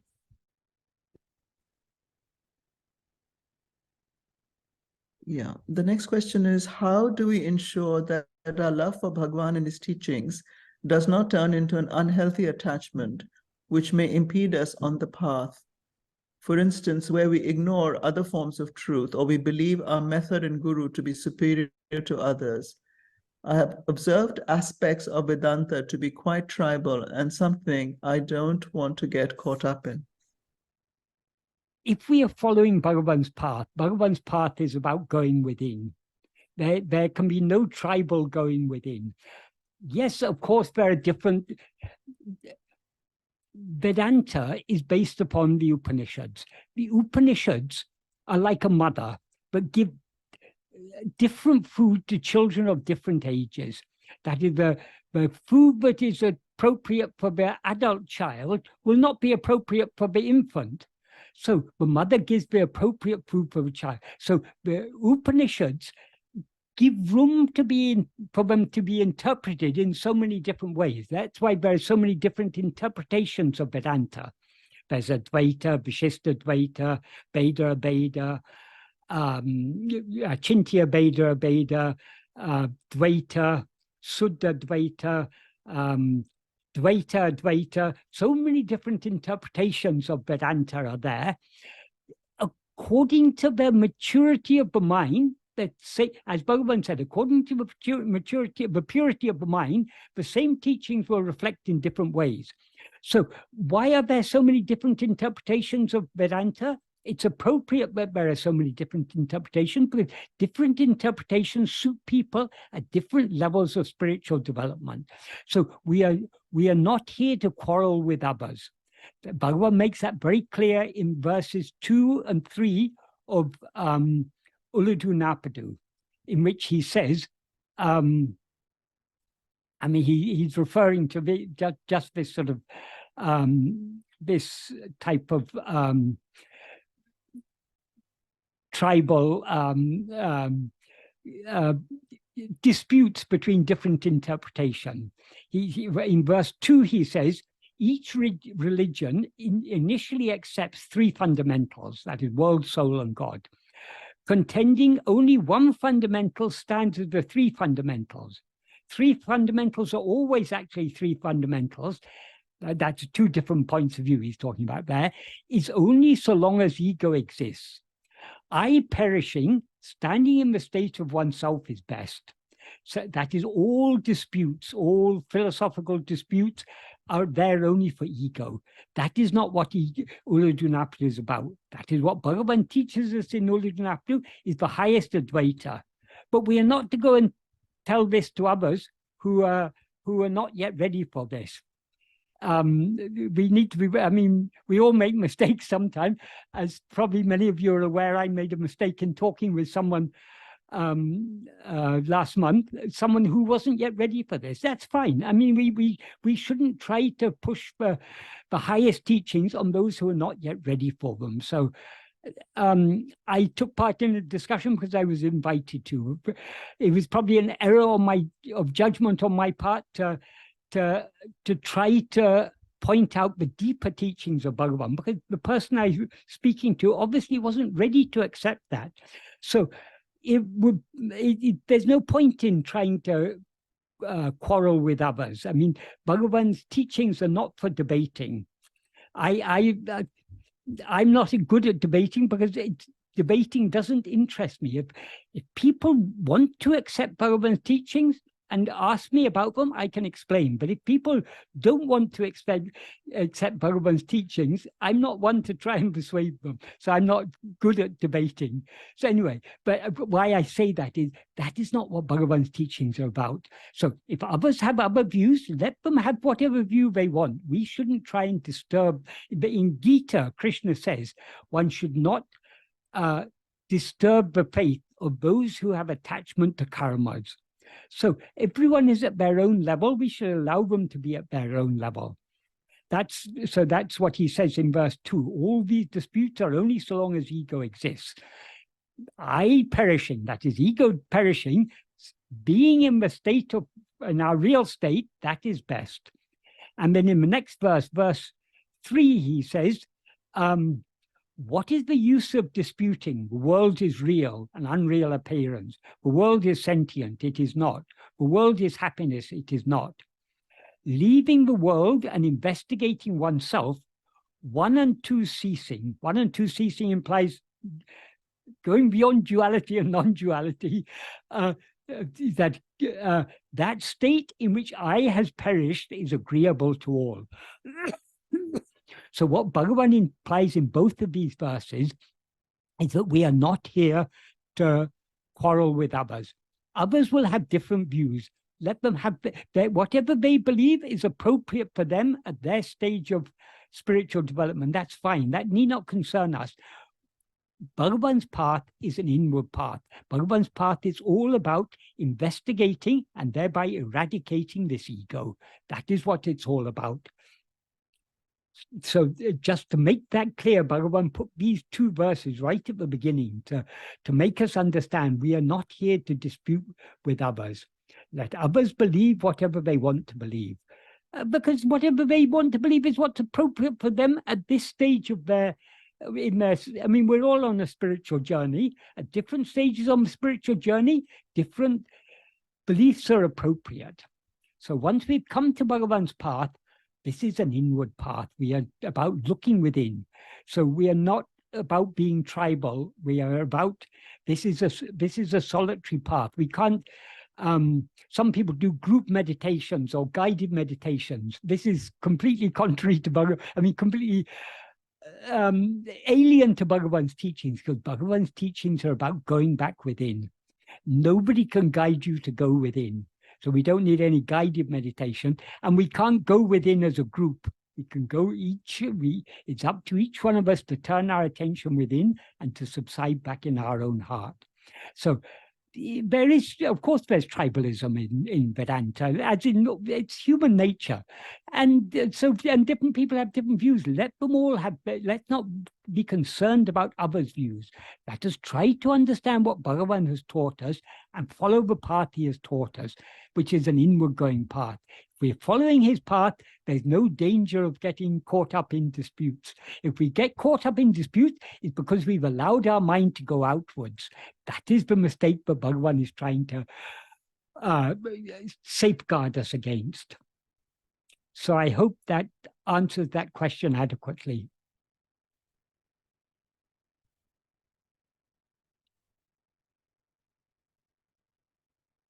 There are two more questions.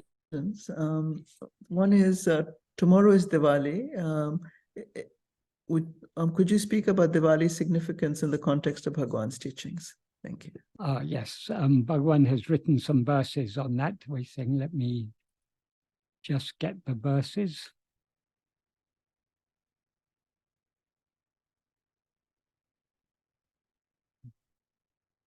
Bhagavan wrote two verses explaining the significance of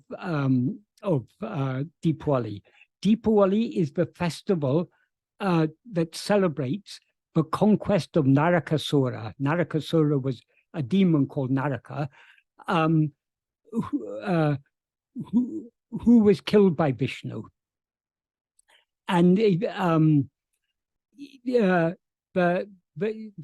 Deepavali means the series of lights. So the lights that are lit to celebrate the victory of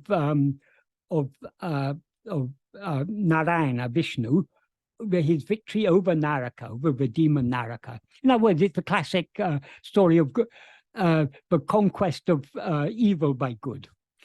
That's what it symbolizes in a normal sense. Bhagavan gave a deeper, explained the same thing, but in a deeper way. In the first verse, he says, Naraku Udalnan Naraku Ulahu Alum Narakan Engu Endru Usai Jnana Tihirial Narakane Kondraban Naranan Andre Naraka Chaturdasi Nal Dinam Ame. What that means is he who killed Narakan with the discus of knowledge, investigating where is Narakan, who rules the world of hell, as the hellish body is I, is Narayan. Narayan means Narayanan, Vishnu, Lord Vishnu. That day is the holy day of Naraka Chaturdasi. So what Bhagavan is implying here is that Narakan, the demon Narakan, is ego, who rules the world of hell, that is, as this hellish body is I. That is, ego is the false awareness, I am this body. That false awareness is ego, and that is what Bhagavan is referring to here as Narakan. So how can we get rid of this Narakan called ego? We can get rid of it only by investigating. Well, here he says investigating where it is. In other words, investigating what it is, or investigating the source from which it appears. And he says but it rules the Naraka Ulahu, means the world of Naraka, which is hell. That is Narakam also means hell. That is place ruled by this Narakasura. So long as we identify this body as I, we make life a hell for ourselves. So we are flourishing in this hell-like world because we are now identified with this body as I. So we are the demon Naraka. To get rid of this demon Naraka, we need to investigate where is this ego? That is, as Bhagavan says, if we seek ego, that means if we seek the reality of ego, it will take flight. So if we investigate this ego, this demon ego, it will thereby take flight, and that's how we kill this ego, how we eradicate ego. So the one who has destroyed ego, the implication is the one who has destroyed ego, he alone, that is, he or she alone, that's beyond gender, obviously, because gender is only for the body, and it's only ego that takes the body to be I. So, but Bhagavan says here, he who, but he is obviously a gender-free he here. He who has killed Narakan, he who has killed the ego of the discus of knowledge, alone is Narayanan. And then the next verse, he says, Naraka uru nadale udal graham aham enave keta narakan ma pabiye nadi mindu tanai olidal deepavali teli. What that means is shining as oneself in I think better to put it this way, investigating and killing the great sinner who is Narakan, who was downfallen as the illusory body abode, which is the form of hell, is I, thereby shining as I is Deepavali. So shining as we actually are, having destroyed, the implication is shining as we actually are, having investigated and thereby eradicated ego, that shining is Deepavali. Deepavali means the series of lights that are lit on Deepavali day. So that the lights that are lit on Deepavali day, that represent the shining forth of our real nature when we investigate ego and thereby eradicate it. When we investigate ego, we will thereby shine forth as what we always actually are, namely the pure awareness I am. That shining is what is represented as Deepavali. So that is what Bhagavan explained to us about the significance of Deepavali. That is, whatever Bhagavan is asked to explain the significance of, he will always connect it back with this central subject, which is the subject of self-investigation. Because self-investigation alone is the solution to all the problems.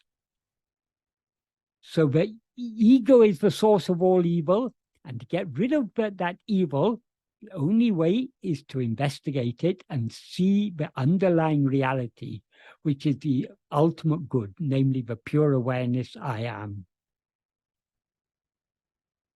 I hope that adequately answered that question. That's Bhagavan's answer, so it can't be better than that.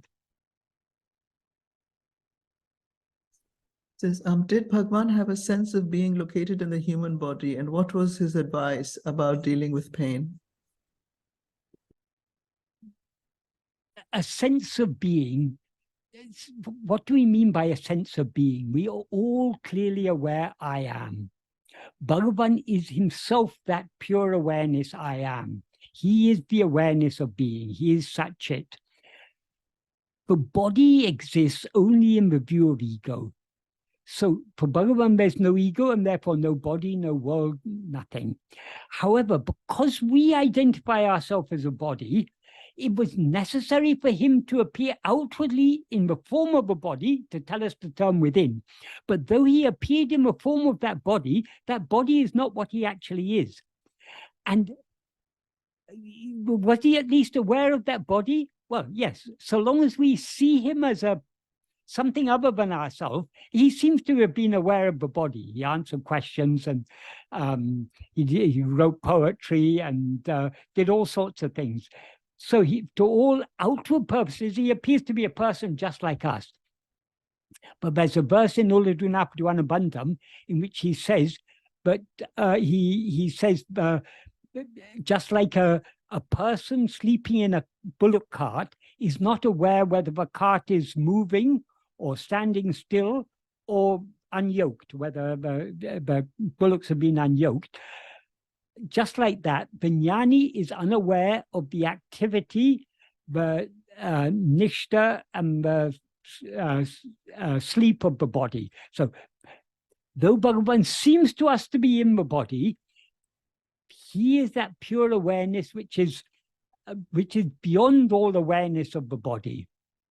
So it's only in our view that he seems to be aware of the body. In his view, what he's aware of is the only thing that actually exists, which is I am. And that same I am, what Bhagavan is alone aware of, what Bhagavan is, he's aware of nothing other than that. That is what we see as all this.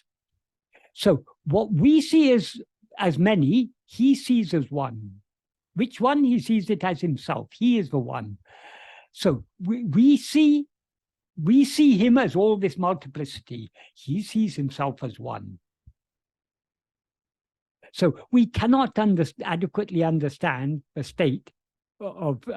There's a verse in Ulladunnapadu in which he says,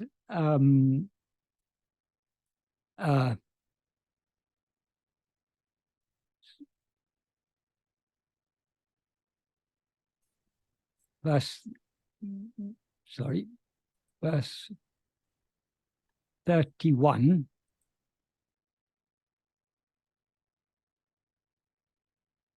For those who are happiness composed of that, which rose destroying themselves, what one thing exists for doing?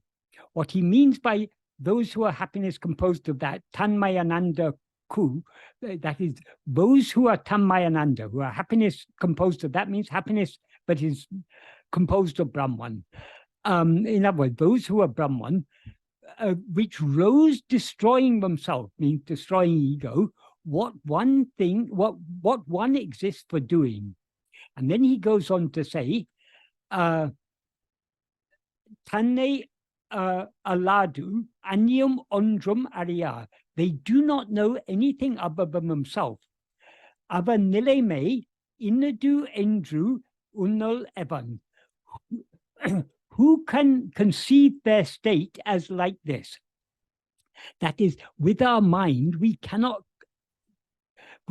understand their state because they are in the state in which there's no awareness of anything other than themselves. So their state is beyond the mind. So with our mind, we cannot grasp that. If we want to know that state, we have to be that.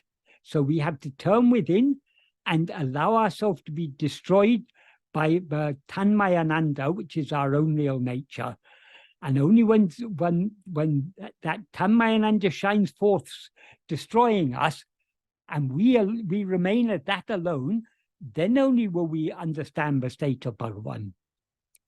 Till then, whatever understanding we have is just ideas, thoughts, and his state is beyond all thoughts, beyond mind.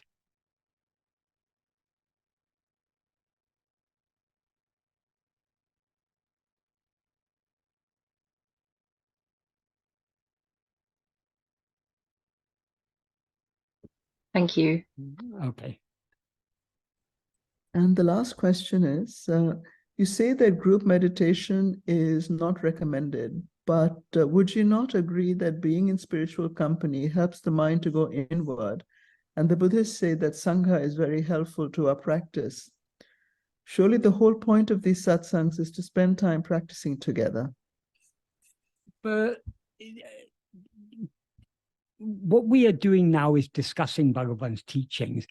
These sort of that is discussing with fellow devotees about Bhagavan's teaching can be helpful to us in that it can help us to understand his teachings more deeply.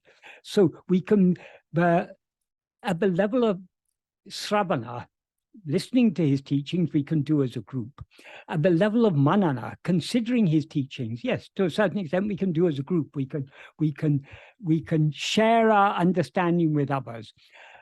But at the level of practice, that is the meditation, is turning our attention back within, then so long as we're aware of being in a group, our attention is going outwards. Our aim is to turn our attention within. So these sort of these meetings discussing Bhagavan's teaching, these are useful for turning for helping us to understand and motivating us to turn within. But the actual turning within, it's a solitary path. How can we go within with others? Each one of us has to go within ourselves. So really, group meditation has no meaning at all, because the meditation that Bhagavan has taught us is Swarupa, what he calls Swarupa Dhyana. That means meditation on ourselves, on our own, on what we actually are. If we're meditating on what we actually are, that's a state of non-duality. A group is a state of multiplicity, where many people. So it's the group seems to exist only so long as we're looking outwards. Meditation is looking inwards, looking away from the outward appearance to what actually exists within. So it's the idea of group meditation. It's okay for certain types of meditation, group meditation may be appropriate, but for this meditation, the meditation taught by Bhagavan, which is the meditation of turning within and subsiding back into our heart, we cannot do that as a group. And regarding Satsanga, Bhagavan has explained what is Satsanga. Sat means being. What is being? We alone are Sat. So, as Bhagavan said, Atma Sangha alone is Satsanga. Atma Sangha means keeping company with ourselves. Keeping company with ourselves means turning our attention within and focusing our entire attention on ourselves alone. So that is the best Satsanga. So true Satsanga is not outward, it's inward. But outward forms of Satsanga are useful to the extent that they encourage us to try to turn within. And they may help us to understand what it means to turn within. But the best Satsanga, the truest Satsanga, the only real Satsanga is being as we actually are. Associating with our own being. Remaining in the company of our own being. Not rising to come out and to see others. I hope that's a clear answer to that question.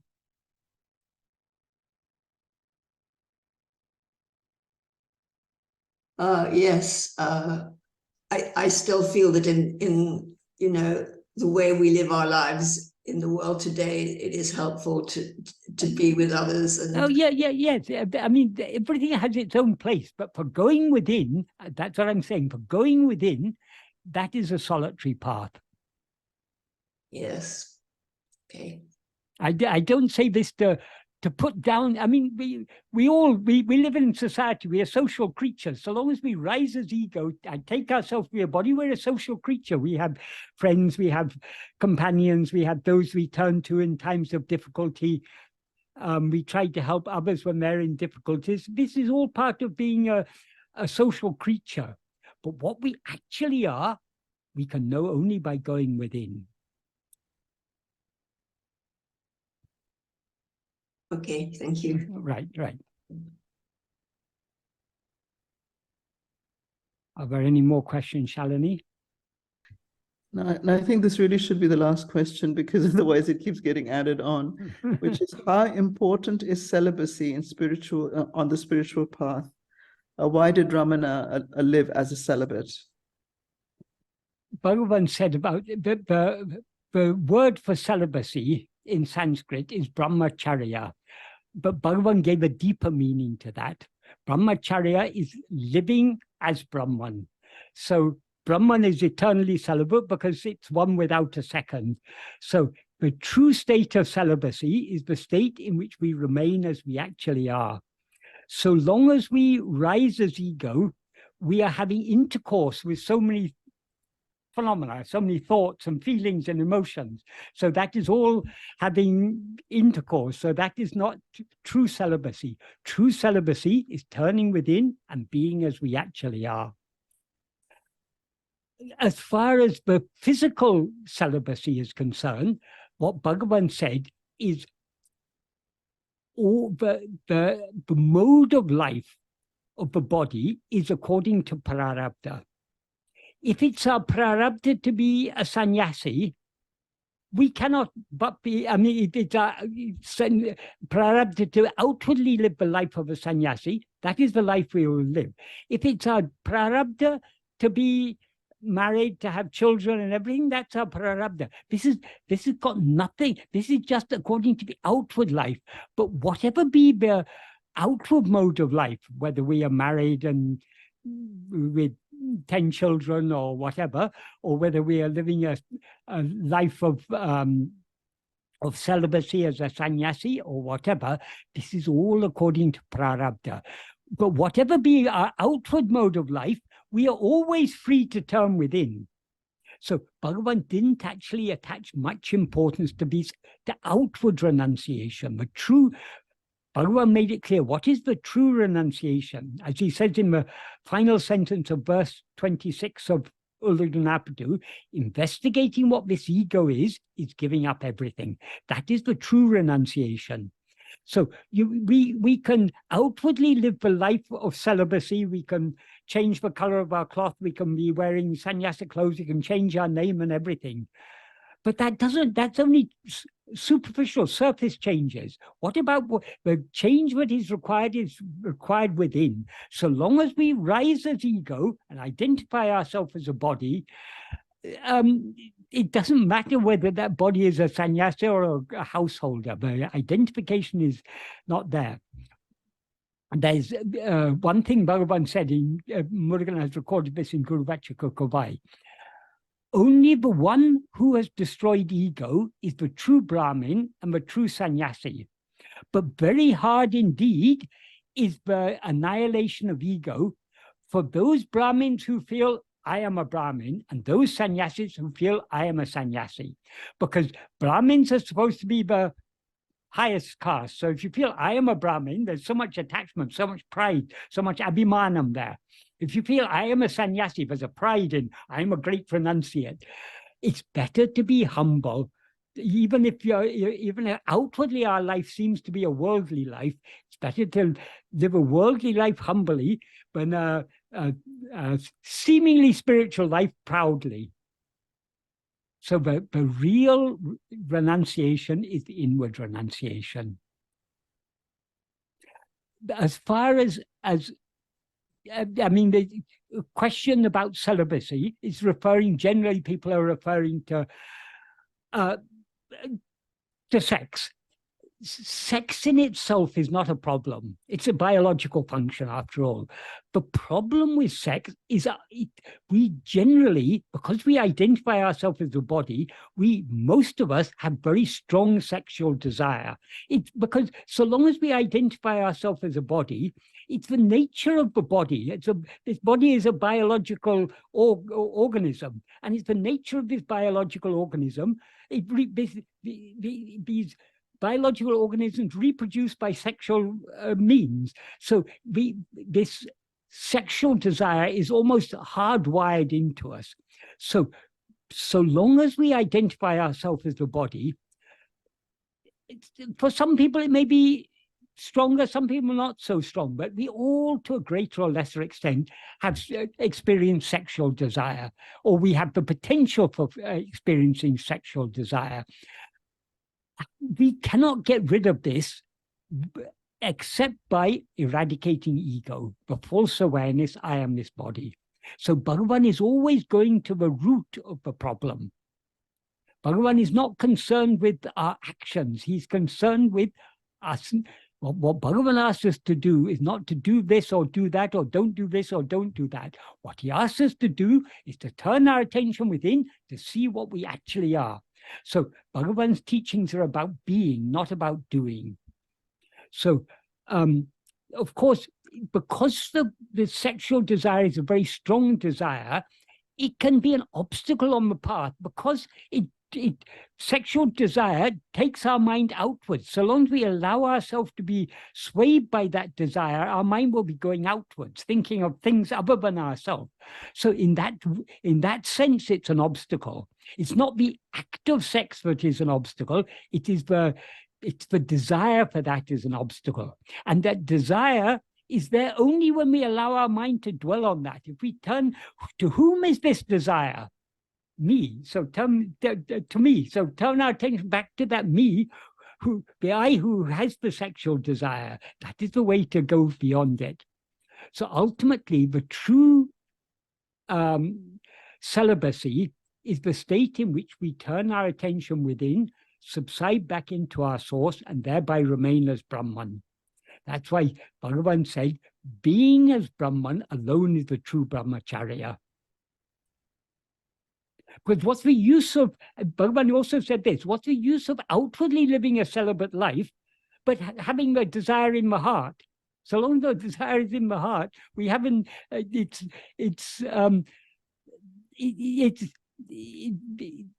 desire is the problem, not the actual, the act is not the problem, it's the desire with which the act is done, or the desire with which the mind dwells on that act that is the problem.